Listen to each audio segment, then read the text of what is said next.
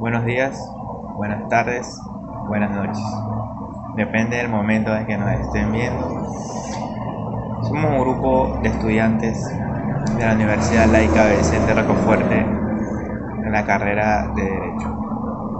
En la materia de Derecho Civil 4 del quinto semestre nocturno.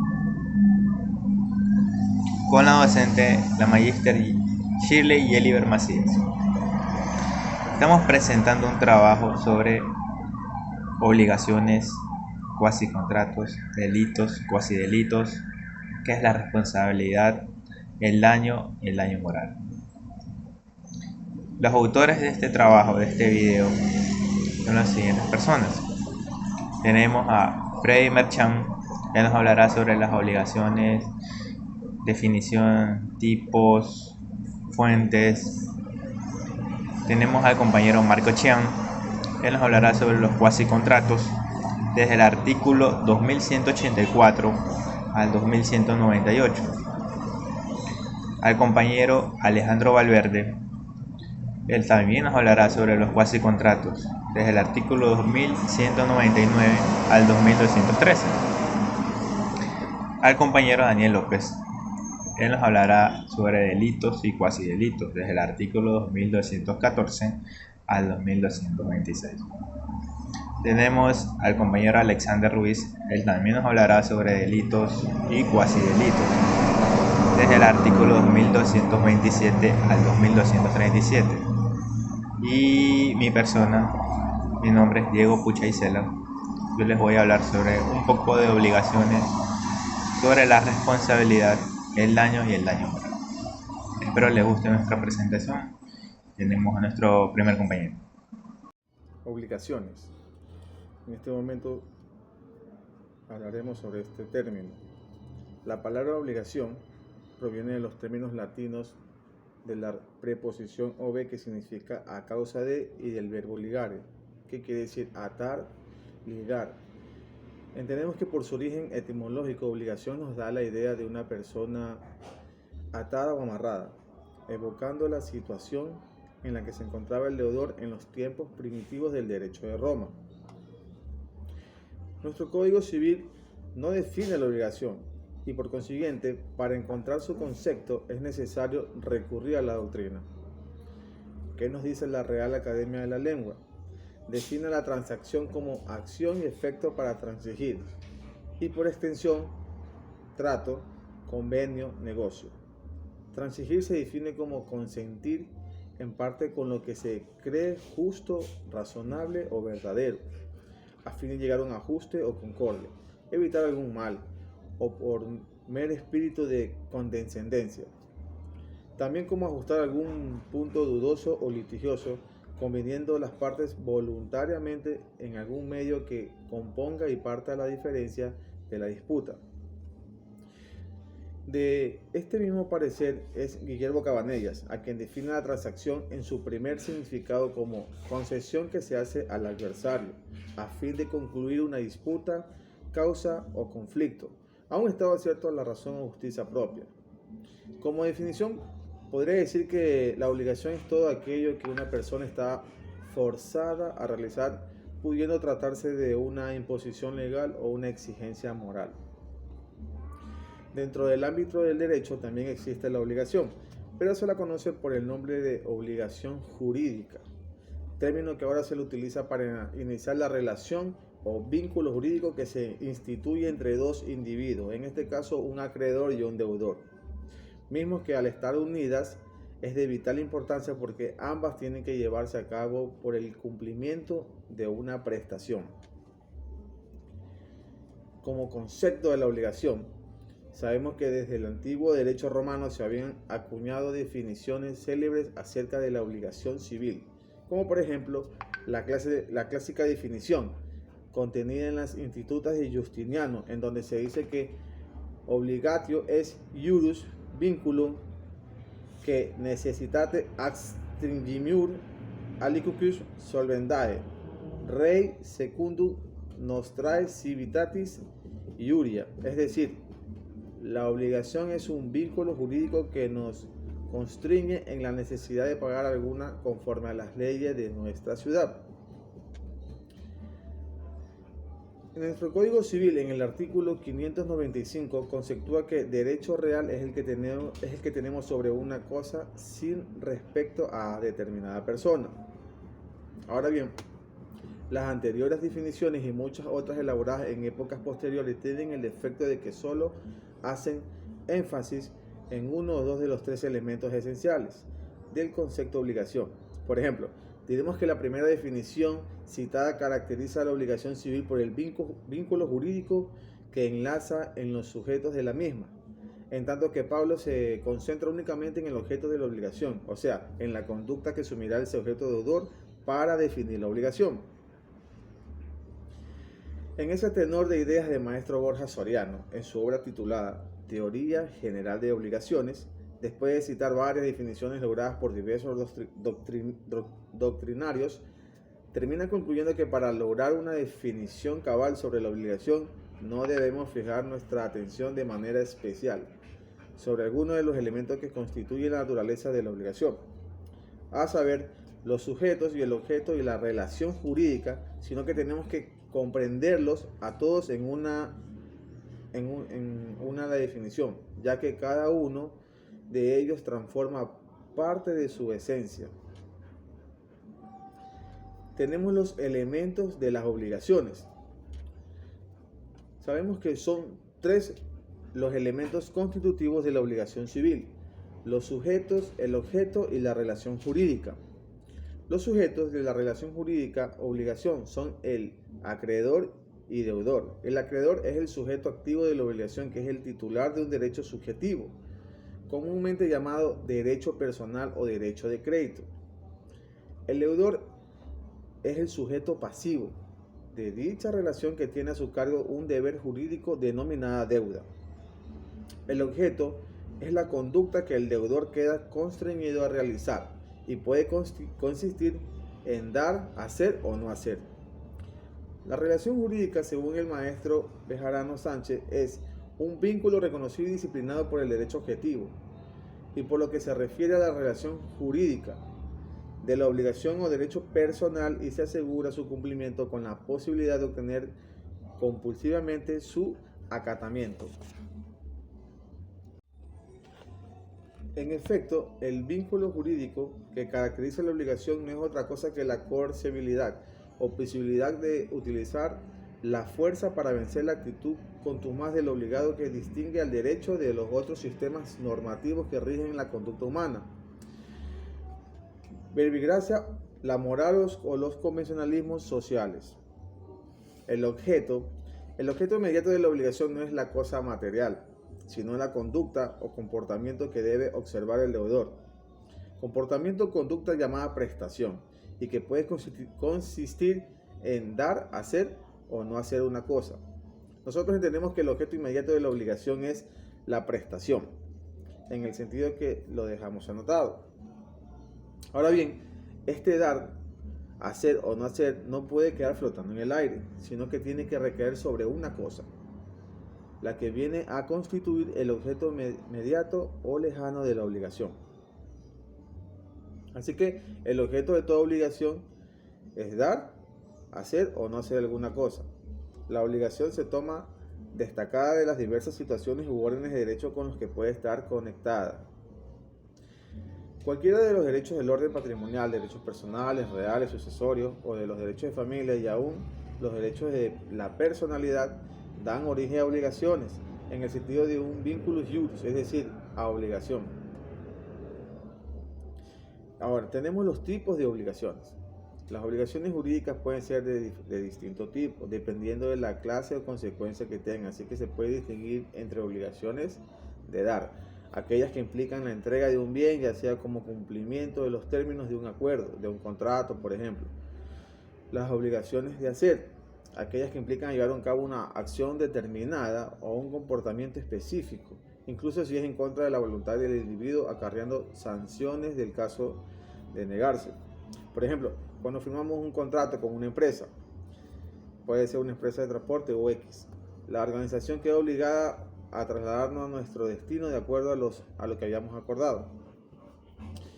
Y las obligaciones de no hacer son aquellas que impiden que se lleve a cabo una acción o que se continúe llevando a cabo. Generalmente establecen sanciones en caso de que la obligación sea ignorada. Los tipos de obligaciones según los sujetos. Lo primero que vamos a ver son los tipos de obligaciones según los sujetos que intervienen en ellas. Primero dejemos claro que sujetos intervienen en las obligaciones por una parte, el sujeto activo, que será el acreedor, y por otro lado el pasivo, que será el deudor.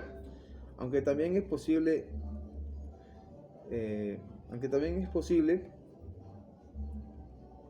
siguiendo como el ejemplo anterior, las obligaciones solidarias, tal y como lo recoge el artículo 1137 del Código Civil, cada uno de los acreedores por ellos mismos podrán reclamar la totalidad de crédito y el deudor habrá de pagárselo. Y el acreedor que haya cobrado la totalidad deberá pagar a los demás su parte correspondiente. En contraposición, las obligaciones mancomunadas son indivisibles, por lo que todos los acreedores han de proceder conjuntamente para cobrar ese crédito. Ahora, tipos de obligaciones según el objeto.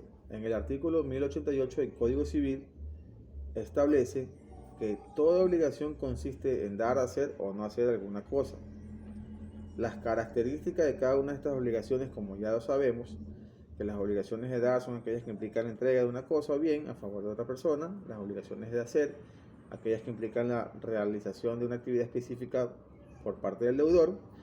Y las obligaciones de no hacer, que implican abstenerse de ciertas acciones que puedan afectar los derechos del acreedor. Esto es en cuanto a lo que son las obligaciones, sus elementos, el objeto y los tipos de obligaciones. Como ya mi compañero les estaba hablando sobre las obligaciones, definición, características, tipos. También existen lo que son las fuentes de las obligaciones, que no son más que los hechos jurídicos que dan origen a estas obligaciones. Tenemos que Justiniano clasifica en 4 estas obligaciones, que son el contrato, cuasicontrato, delitos, cuasidelitos. Un concepto muy breve, tenemos que el contrato puede definirse como un acuerdo entre varias personas que tienen por objeto producir una o más obligaciones civiles. Tenemos que el delito es un hecho humano contrario al derecho y castigado por la ley. Tenemos al cuasicontrato, que es una figura parecida al contrato por su licitud y sus consecuencias, pero en el cual no se encuentra el consentimiento entre los sujetos como elemento constitutivo, lo cual separa los cuasicontratos de los contratos. Esa sería la diferencia. El cuasidelito es un acto ilícito, pero que el derecho romano no clasificaba entre los delitos y produce una obligación entre el autor del acto y el perjudicado. Tenemos a continuación nuestros compañeros que nos van a profundizar el concepto y artículos que encontramos en el Código Civil de los cuasicontratos, de los delitos y los cuasidelitos. Buenas noches, abogada y compañero. Me ha tocado el tema de los cuasicontratos, donde la definición la podemos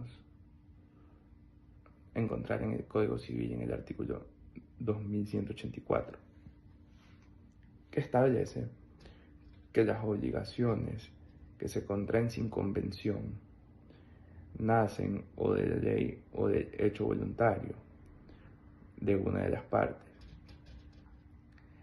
Si el hecho de que nacen es lícito, a esta se la constituye un cuasicontrato. Se desprende entonces que las obligaciones derivadas de un cuasicontrato son aquellas que las personas suelen contraer sin que mediara convención. El cuasicontrato se lo define como un acto lícito voluntario y por lo tanto no convencional, que impone determinadas obligaciones. Su carácter lícito le permite establecer sus fronteras con los delitos y cuasidelitos, que por naturaleza son ilícitos. El voluntario por expresarse la voluntad de un individuo y lo convencional por no mediar acuerdo de voluntades. La doctrina se ha limitado a recoger la definición legal. Así, por ejemplo, Mesa Barros lo ha definido como un hecho voluntario, no convencional y lícito, que produce obligaciones. En la obra de Alessandri, Somarriba y Bodanovich se precisa que estas obligaciones pueden ser respecto de terceros o recíprocas entre los interesados. A continuación,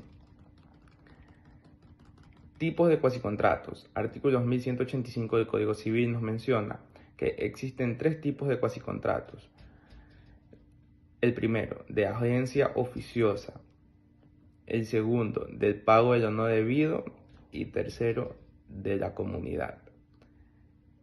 Agencia oficiosa. De acuerdo al artículo 2186, es un cuasicontrato por el cual el que administra sin mandato los negocios de alguna persona se obliga para con ésta, y obliga en ciertos casos. En términos generales, la doctrina se limita a recoger la definición legal. Quien realiza la gestión se denomina agente oficioso o gerente, mientras que la persona por cuya cuenta se verifica es llamado interesado. El aporte más significativo en la caracterización de este cuasicontrato proviene de los tribunales superiores de justicia, los que han detallado los hechos que le dan origen. Así, la Corte Suprema ha indicado que el cuasicontrato nace cuando, por evitar un daño, por servir a una persona o por un motivo análogo de aquellos que imponen necesidad de una acción, alguien toma a su cargo lo que el dueño, tal vez ausente o impedido, haría o debiera hacer si lo pudiera, en presencia de las circunstancias del caso. Seguimos. De acuerdo con el artículo 2187, las obligaciones del agente oficioso son las mismas que las del mandatario. Sin embargo, siempre hay que tener presente que la gestión de negocios ajenos es una figura diferente, pese a las similitudes que la propia ley establece. El carácter prácticamente accidental de la agencia oficiosa obliga a un tratamiento diferenciado. En primer lugar, según el artículo 2189, el agente oficioso debe hacerse cargo de todas las dependencias del negocio, lo que implica abarcar todos los aspectos enmarcados dentro de su giro. Considera que los servicios de un abogado de una comunidad hereditaria sin mandato de todos los herederos constituyen una agencia oficiosa y por ende es aplicable el artículo 2190. En la medida que los comuneros obtengan utilidad, obligando a los beneficiarios a pagar el honorario que se haya pactado, este caso aplica correctamente a la norma, dado que la comunidad no tiene personalidad jurídica. Es necesario que cada uno de los herederos le confiera poder al abogado respecto a aquellos que no constituyan mandato.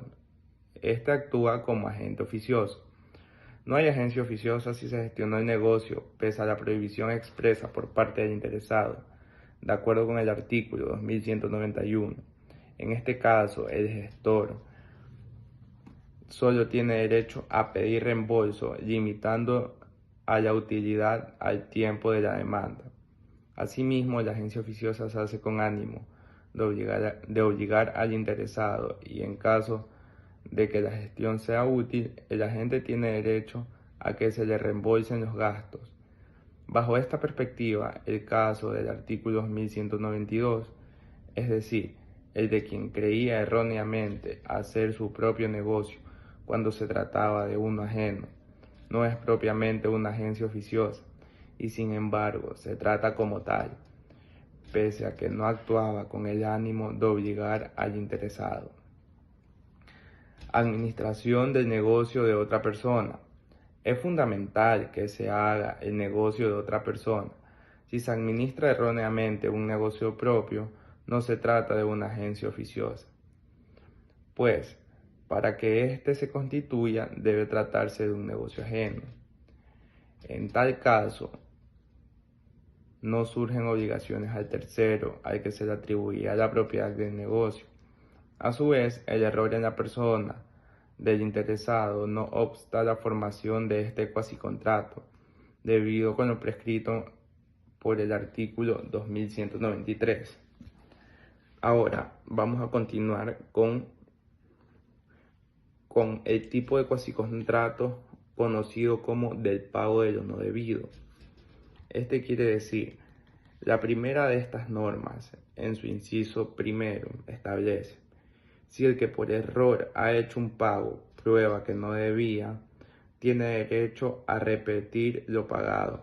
Se suele recurrir a la terminología romana para distinguir las partes de este cuasicontrato: el solvens, quien realiza el pago, y el accipiens, quien lo recibe.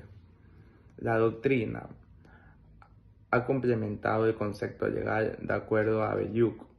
El cuasicontrato nace a partir del cumplimiento ya sea de una obligación que no existe, o bien por error en la prestación o en la persona. Por ende, el fundamento puede resumirse en el error. Distinto es el caso de las acciones de nulidad y resolutoria, basadas ya sea a falta de los requisitos de validez que la ley establece para el acto o en el incumplimiento de la obligación. El único aspecto posible de coincidencia sería el error como el vicio del consentimiento. Sin embargo, cabe recordar que la fuente de las obligaciones es distinta, lo que definirá si se trata de un caso de nulidad relativa o de pago de lo no debido. Es por ello que no es procedente aplicar normas de este cuasicontrato respecto a ella. En otro sentido, Barros Errázuriz añade a la definición legal que la mala fe del accipiens le obliga a devolver no solo lo pagado, sino también productos e intereses. Deben ocurrir estas tres condiciones: que se haya hecho un pago al demandado, que él haya sido indebido y que haya sido efectuado por error. En primer lugar, si nunca existió la obligación. En cambio, si al menos esta es de carácter natural, no hay derecho de repetir lo pagado, según el artículo 2196, pues no se trata de un pago que carezca de causa. Otro caso se da cuando la deuda existe, pero se pagó a quien no era el verdadero acreedor.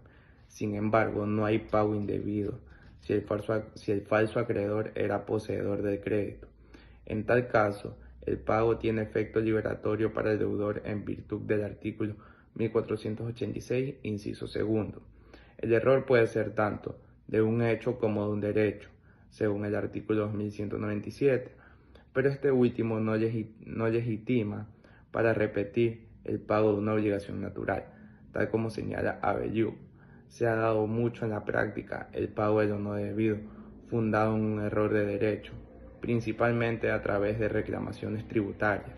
El fundamento es que Solvens no busca eludir el cumplimiento de la norma, sino que pretende la reparación de un perjuicio injusto. El artículo 2198 señala que si el demandado confiesa el pago, corresponde al demandante probar que éste era indebido. Sin embargo, se presume que lo era cuando el demandado niega el pago y posteriormente el demandante lo prueba. Lo demandado debe acreditar que hubo ánimo de donar y por ende que no hay error. Los tribunales han tenido la oportunidad de aplicar esta norma. Al respecto, el aporte más llamativo que tiene que ver con el pago que el demandado no niega. Gracias. Bien, continuando con la exposición de la materia, continuando con la definición de delitos y cuasidelitos. Tengamos por entendido algo, que la expresión de los cuasidelitos es aquello de lo que estuvo por cometerse, por decirle un sinónimo de una especie de una tentativa. Por ejemplo, los cuasidelitos tenemos aquellas acciones ilícitas que la única forma de ser subsanados sería a través de un beneficio monetario. Es por ello que la misma ley, el mismo Código Civil nos permite poder ejercer las acciones pertinentes para poder subsanar aquel daño que se ha cometido. Así tenemos pues que el artículo 2214 del Código Civil nos indica que el que ha cometido un delito, un cuasi delito, que ha inferido daño a otro, está en la obligación de realizar sin perjuicio a que la pena que impongan las leyes. Por ejemplo, en el tema del delito, del cuasi delito. Ojo, algo que no hay que confundir, o algo que no hay que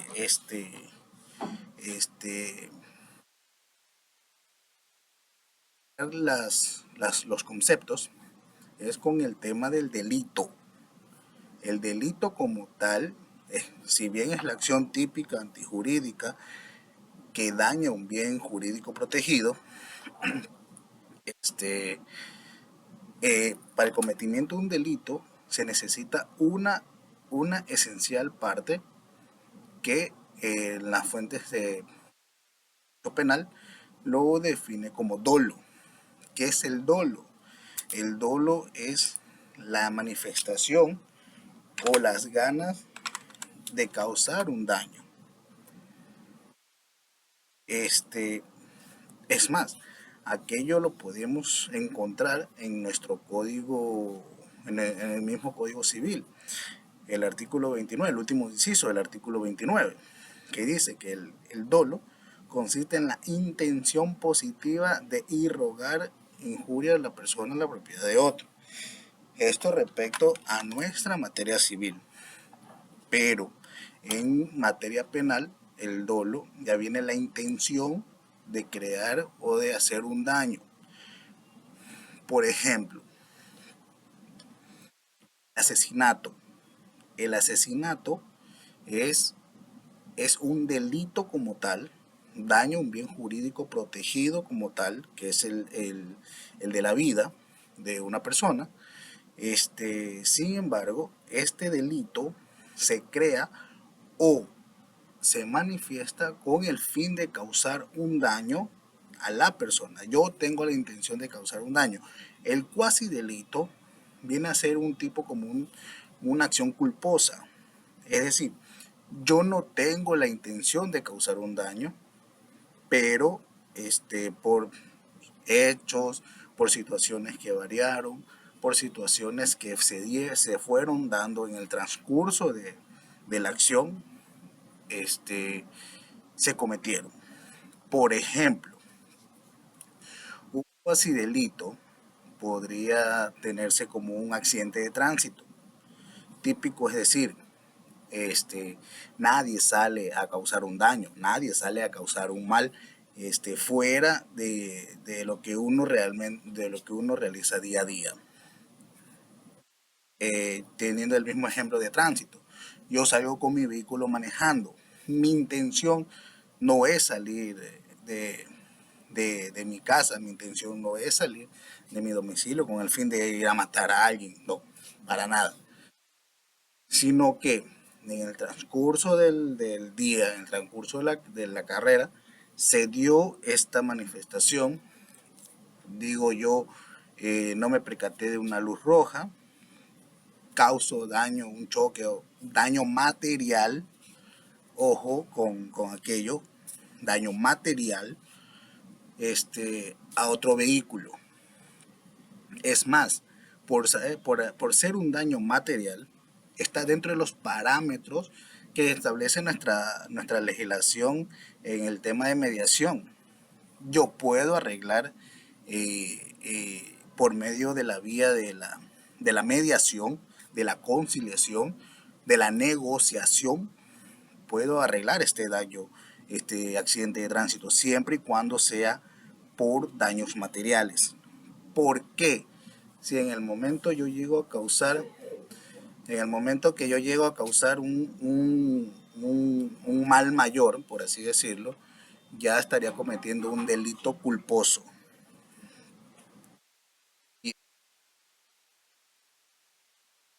Otro de los temas respecto a la diferenciación de los delitos y los cuasi delitos es que estos conceptos son esencialmente producto de actos u omisiones que causan daño a las personas o los bienes de las personas, existiendo, existiendo una ligereza presencia del dolo, recalcando que ya lo había mencionado, que el dolo es la intención o las ganas de querer hacer un daño. Y eso ya estamos hablando ya de un delito como tal. Más sería del tema de la culpa, que ya, como ya había mencionado, esto más trataría como un delito culposo en el caso de que se vuelva un tipo de delito. Esto quiere decir que es la facultad que la norma le da al presunto afectado del daño para una manera de reparación o indemnización a fin de sustituir el perjuicio causado. Esto es como, volviendo al mismo tema de tránsito, yo, yo salgo manejando por una distracción, o los distractores que hay siempre en el día a día, en la calle, lo que uno va ejerciendo sus labores, causo el choque a otro vehículo. Por ser daños materiales, yo no tuve la intención, puedo eso subsanarlo por medio de una indemnización, dejando en claro que puede pedir esta indemnización no solo el dueño del bien afectado, sino también el poseedor de la cosa que ha sufrido el daño, o su heredero, además de sus usufructuarios, el habitador o el usuario. Si el daño se irroga en perjuicio a su derecho usufructo de habitación, puede también pedirle en otros casos en el que tiene como obligación para responder a ello. Esto también lo encontramos en el Código Civil, en el artículo 200 de 2215, con el tema de los efectos del delito y del cuasi delito. Al hablar de un daño causado, estamos hablando de que es jurídicamente apreciable que el daño cierto, actual o futuro, por el cual se entiende por el daño cierto la afectación del probable interés del jurídico protegido, entre los cuales se puede determinar los daños actuales, de ahí cesante. Los daños emergentes son aquellos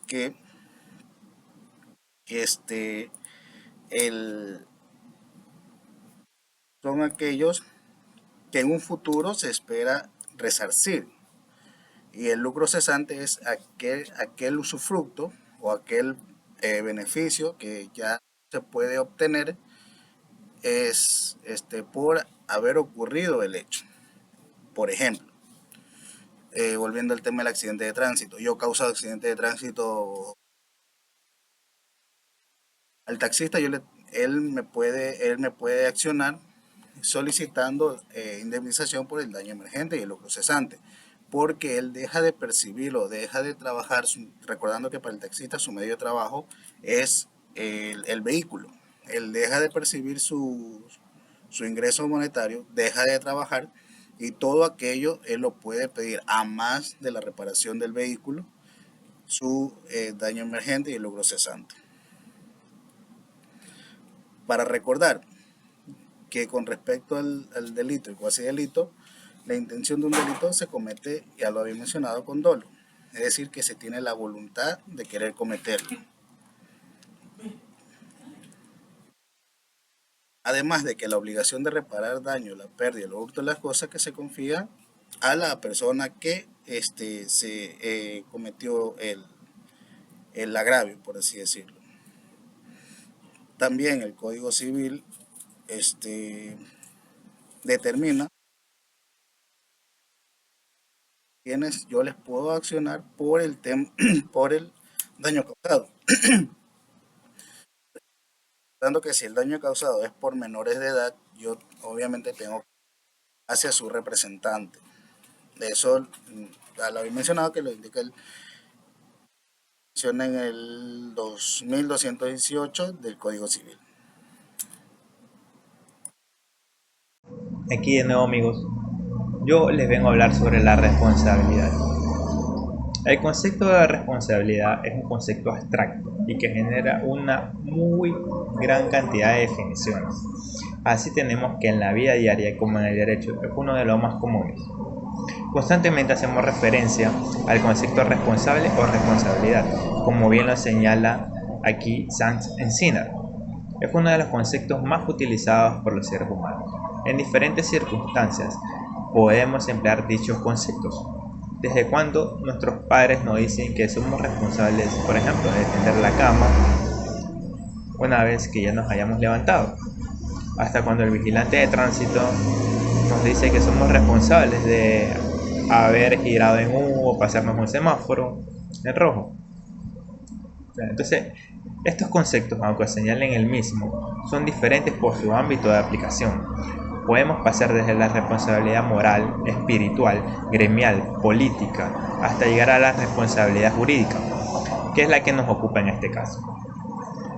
Por existir diversas formas de concebir la responsabilidad, es que iniciaré el presente trabajo partiendo de su estructura general, es decir, mediante el análisis de la responsabilidad en la teoría general del derecho, la cual nos dará las bases para entender el concepto de responsabilidad en las diferentes ramas del derecho.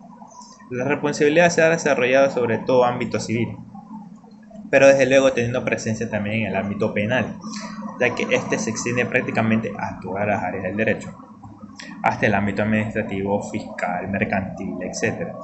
Y de esta forma tenemos que el concepto de responsabilidad es parte vital de todo ordenamiento jurídico. Tenemos que en el sistema de responsabilidad la característica principal es la conducta, siendo la culpa del autor la conducta determinante para la imputabilidad de la responsabilidad. Por ello es muy importante cada paso de responsabilidad. Hay que analizarla muy detalladamente, la acción o la omisión y el grado de culpa que podamos tener en dicho acto. Tenemos que varios estudios de varias personas, abogados y jurisprudencia para el estudio de la responsabilidad dividen a la responsabilidad para un mejor análisis en responsabilidad directa e indirecta. En el caso de la responsabilidad directa no tenemos tanto problema en identificar al obligado y al responsable, pues se trata de la misma persona y se encuentra en los casos en que es el que causa el daño. Reúne las siguientes características: debe actuar a nombre propio, es decir, que no está bajo las órdenes de nadie o representación de un tercero. Segundo, debe ser mayor de edad y tener capacidad de ejercicio. Por ello es que en este tipo de responsabilidad la norma se aplica directamente al ejecutor del acto que causó el daño, ya sea por imprudencia, por culpa. Se puede sancionar su actuar y se obliga a la reparación del daño cuando procede, o a la indemnización por daños y perjuicios a elección de la persona afectada. En cambio, en la responsabilidad indirecta, no hay identidad. La persona no se identifica entre el que comete el acto y el obligado a la reparación del daño. Tenemos a la responsabilidad civil, que creo que es la que más nos compete estudiar en este trabajo que estamos presentando. Y nos preguntamos, ¿qué es la responsabilidad civil? La responsabilidad civil es la ilicitud en la conducta que transgrede en el ordenamiento jurídico, ocasionando un daño que puede ser realizado por culpa o dolo, siendo este susceptible de una indemnización civil. Se puede producir una responsabilidad civil en las relaciones interpersonales, como es la responsabilidad surgida de las personas jurídicas, de los médicos, abogados y procuradores, de los profesionales liberales, de los ingenieros, arquitectos y constructores, de cierta especie de profesionalización. La responsabilidad surgida por accidentes de tránsito, de la contaminación ambiental, por ejercicio de abuso de derecho o por la elaboración de productos, así como también la responsabilidad en las diferentes ramas del derecho, como en el comercial, notarial y laboral. Responsabilidad puede ser de dos tipos: tenemos la contractual y la extracontractual. También puede derivar de un ilícito penal, es decir, cometimiento de un delito. Pues tenemos a la contractual, que es la que surge en el caso del incumplimiento de una obligación previa, las partes más allá de la órbita de lo estrictamente pactado en el contrato.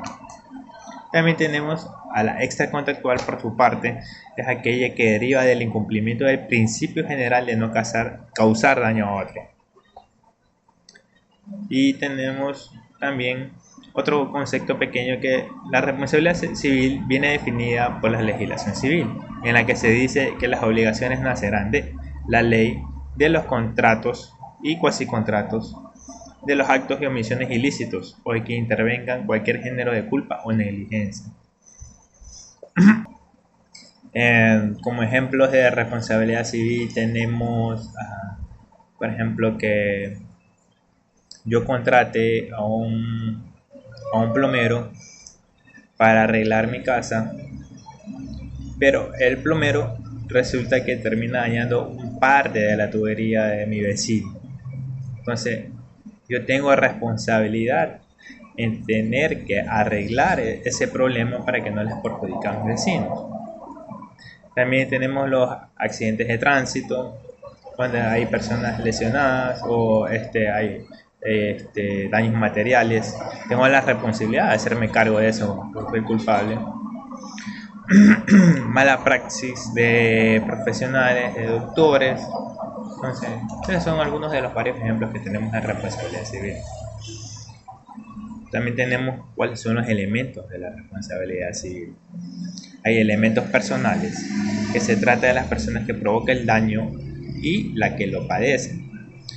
Entonces, entre la primera es el responsable civilmente de la reparación, restitución o indemnización a la parte perjudicada. También tenemos lo que es la lesión. La lesión puede tener forma de cumplimiento contractual o de daño. Además, puede afectar a la persona o al patrimonio del perjudicado. En el caso de la responsabilidad civil contractual, se puede establecer penalidades a la hora de indemnizar la lesión. Y en el caso de la extracontractual, será el juez el encargado de valorar la lesión. Tenemos la relación de causalidad. Es necesario que entre la acción u omisión de quien provoca el daño y la propia lesión exista una relación de casualidad. Así, nadie tiene por qué responder por daños fortuitos, salvo que sea su deber evitarlos, prevenirlos, o de aquellos imprevisibles o inevitables daños fortuitos, casos fortuitos. Si se determina la concurrencia de la responsabilidad civil, el responsable debe restituir bien lesionado o reparar el daño causado. Cuando la restitución o reparación sean imposibles, se procederá a una indemnización. Entonces, vamos un poquito más allá de las responsabilidades. Ahora vamos a hablar sobre lo que es el daño. El daño. Sobre el daño, lo dicho por Oesterlin en 1968, quien sostiene que para un daño sea reparable debe existir un detrimento causado por una obligación que no se ejecutó o se ejecutó de manera parcial. Es importante manifestar que existen varias definiciones del daño y más en aspectos doctrinales. Sin embargo, la autora Mendoza en 2014 recogió presupuestos dados por Zamoni, Stiglitz y Echeveste, donde al daño se lo asimila como una lesión o un deterioro a un interés patrimonial o no, acontecido como consecuencia de una acción, lo cual se produce en que es un deterioro que sufre una persona, de forma material o no, siendo víctima de un detrimento o desventaja por consecuencia de este daño. Tenemos que la esencia en sí, reparatoria a través de la acción de daños y perjuicios, mantiene tres intereses importantes a la hora de la determinación del daño. Como bien sabemos, una de las consecuencias primordiales del contrato es la confianza, pues esta permite a los contratantes mantener una relación de credibilidad en el otro y luego jurídica. Cuando se quebranta este interés, se está perfeccionando el camino a que se configure el daño en sí. En el ámbito jurídico ecuatoriano, los daños y perjuicios constituyen una figura legal fundamental dirigida a garantizar la reparación o indemnización a una persona que ha sufrido pérdidas o daños a causa de las acciones u omisiones de otra. Esta figura busca, en la medida de lo posible, restituir al afectado a la situación previa al daño, de dejarlo como estaba, a través de una compensación económica que cubra tanto daños materiales como inmateriales. Tenemos clasificación de los daños por su naturaleza. Tenemos daño material o patrimonial, que es el que incluye toda pérdida económica directamente relacionada con el daño sufrido, como la destrucción de bienes. También tenemos lo que es el daño moral. Considera las afectaciones que, sin tener un impacto económico directo, deteriora la calidad de vida, el bienestar emocional o la reputación de una persona. Tenemos también lo que es el lucro cesante, que es el que representa las ganancias que se han dejado de percibir como consecuencia directa de este daño. Tenemos también el daño emergente, refiere a los gastos o pérdidas económicas que surgen directamente como resultado del daño, ya sea un daño existente. Para que pudiéramos configurar un daño, este debe ser concreto, cuantificable y demostrable. Tiene que hacer una relación de causalidad. Es necesario establecer un vínculo directo entre la acción u omisión del responsable y el daño ocasionado. Vamos a hablar un poco también de lo que es el caso fortuito y fuerza mayor. Son acontecimientos que no se pueden imputar al causante, inevitables o imprevisibles. La diferencia entre ambos es que se considera un caso fortuito un hecho que, de haber podido preverse, se hubiera evitado, mientras que en el caso de fuerza mayor es aquel que, aunque previsible, es inevitable totalmente. Desde otro punto de vista, el caso fortuito se produce dentro de la actividad ordinaria, mientras que la fuerza mayor es un suceso extraño a la misma. Para terminar, tenemos lo que es el daño moral. Vamos a explicar un poco lo que es el daño moral. El daño moral se sitúa dentro del daño indirecto, pues se trata de una afectación a los sentimientos, como ya se distingue, bienes expatrimoniales, dificultándose la situación al momento de repararlo de manera total, ya que son derechos casi imposibles de cuantificar y que se lo buscaría con la indemnización. Es acercarse a la reparación quizá más próxima.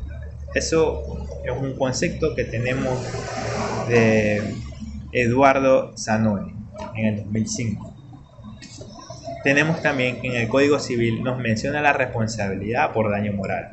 Tenemos en el artículo 2231 lo siguiente: las imputaciones injuriosas contra la honra o el crédito de una persona dan derecho para demandar indemnización pecuniaria, no solo si se prueba daño emergente o lucro cesante, sino también perjuicio moral. También tenemos en el 2233, la acción por daño moral corresponde exclusivamente a la víctima o a su representante legal, más en caso de imposibilidad física de aquella podrán ejercitarla su representante legal, cónyuge o parientes hasta el segundo grado de consanguinidad, de haber producido un hecho ilícito o la muerte de la víctima. Podrán intentarlo sus derechos habientes, conforme a las normas de este código, todo lo que nos dice en el Código Civil. Cuando el daño moral afecte a las instituciones o personas jurídicas, la citada acción corresponde a sus representantes. Según la doctrina sobre el daño moral, tenemos que existe una afectación económica cuando el daño ocasionado va en contra del patrimonio, hablando de su compensación o composición actual o futura, dependiendo del caso, Por otro lado, tenemos a la afectación que sobrepasa estos límites de lo material y afecta totalmente en lo sentimental, siendo así más compleja la calificación al momento de determinar si realmente existe daño moral. Y segundo, su cuantificación. Cuando se da paso a una diferenciación entre daños y perjuicios con el daño moral, estamos abriendo la posibilidad de que efectivamente ambas pueden ser cuantificadas, pero no de la misma manera. La buena fe o la confianza son principios rectores para la celebración de un contrato. Si se produjese un incumplimiento o exposiciones dadas entre las partes cuando se tenía la obligación jurídica de hacerlo, estamos hablando de una responsabilidad contractual. Pero si se diera un detrimento en la cual se violente un derecho, pero más que eso, el resultado causa una afectación a los sentimientos de una persona cuando existía la obligación de un cuidado, estamos hablando de una responsabilidad extracontractual. Tanto los daños y perjuicios como el daño moral persiguen un objetivo en común, que este es el de reparar o intimizar.